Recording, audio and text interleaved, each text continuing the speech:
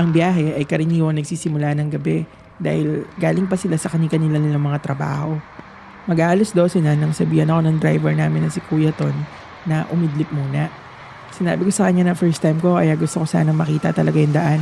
Sinabi niya na wala naman daw ako makita kundi madilim na daan at mga gamo-gamo na masasagasaan ang sasakyan namin kaya mabuti pa ay matulog na lang ako sa biyahe. Pero mapilit ako.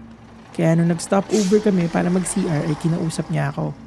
Sinabi niya sa akin na meron kaming isang kalsadang dadaanan at kahit anong makita ko o kahit anong maramdaman ko ay huwag akong magsasalita. Relax lang daw dahil kami lang daw sa front seat ang dapat makakaalam. Bumalik kami sa kalsada.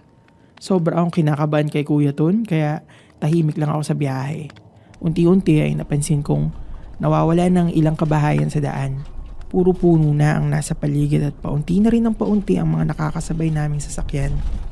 Garap ko ay may nakita akong taong nakatayo sa gitna ng kalsada. Sasagasaan siya ni Kuya Ton. Bumulong si Kuya Ton. Relax lang ha. Palapit siya ng palapit.